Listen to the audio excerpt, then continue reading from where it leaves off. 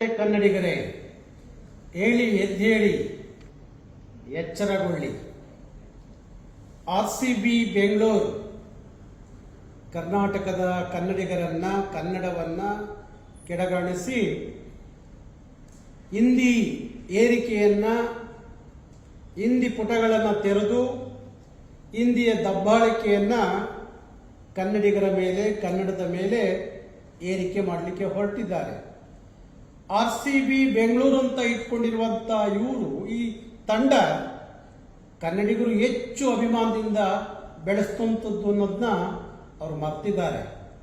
ಇವತ್ತು ಕನ್ನಡಿಗರನ್ನ ಆ ತಂಡಕ್ಕೆ ಆಯ್ಕೆ ಮಾಡಲಿಕ್ಕೆ ಮೀನಾವೇಶವನ್ನ ಮಾಡುವಂಥದ್ದು, ಕನ್ನಡಿಗರನ್ನ ತಂಡದಿಂದ ದೂರ ಇಡುವಂತ ಪ್ರಯತ್ನ ಮಾಡುವುದು, ಹಿಂದಿಯನ್ನ ಬಲವಂತವಾಗಿ ದಬ್ಬಾಳಿಕೆಯಿಂದ ಕನ್ನಡಿಗರ ಮೇಲೆ ಏರಿಕೆ ಮಾಡೋದು, ಹಿಂದಿಯ ಪುಟಗಳನ್ನು ತೆರೆದು ಕನ್ನಡಕ್ಕೆ ಅವಮಾನ ಮಾಡುವಂಥದ್ದು, ಇದು ಕನ್ನಡಿಗರು ಸಹಿಸೋದಿಲ್ಲ.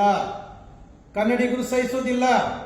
ಇವರಿಗೆ ಕನ್ನಡ ಬೇಡ ಅನ್ನೋದಾದ್ರೆ ನಮ್ಮ ರಾಜ್ಯ ಬಿಟ್ಟು ತೊಲಗಲಿ. ಇವರಿಗೆ ಬೆಂಗಳೂರು ಯಾಕೆ ಬೇಕು ಹೆಸರು?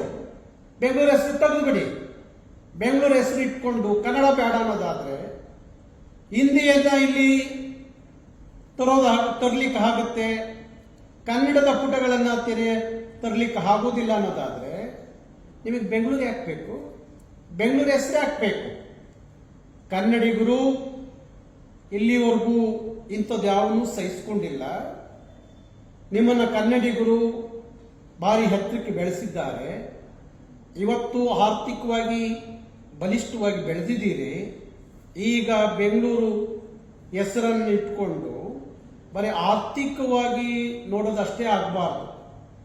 ಕನ್ನಡಿಗರನ್ನ, ಹೆಚ್ಚು ಕನ್ನಡಿಗರನ್ನ ನಿಮ್ಮ ತಂಡಕ್ಕೆ ಆಯ್ಕೆ ಮಾಡುವಂಥದ್ದಾಗಬೇಕಾಗಿತ್ತು. ಮತ್ತೆ ಹಿಂದಿಯ ಪುಟವನ್ನ ತಕ್ಷಣ ನೀವು ವಾಪಸ್ ತಗೋಬೇಕು. ಇಲ್ಲೇ ಹೋದ್ರೆ ನೀವು ಬೆಂಗಳೂರಲ್ಲಿ ಇರೋದಕ್ಕೆ, ಬೆಂಗಳೂರಲ್ಲಿ ಹಾಡೋದಕ್ಕೆ ಕರ್ನಾಟಕ ರಕ್ಷಣಾ ವೇದಿಕೆ ಬಿಡಲ್ಲ.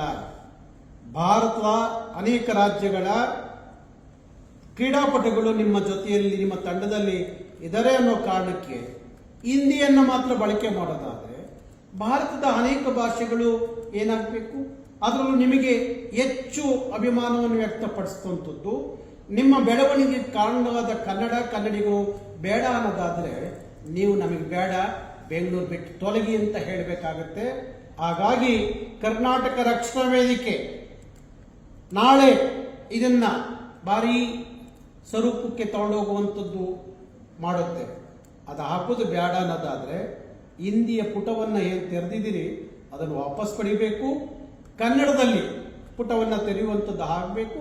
ಹಾಗೆ ಜೊತೆಯಲ್ಲಿ ಬೇರೆ ಭಾಷೆಗಳನ್ನು ಬಳಸ್ಕೊಳ್ಳಿ.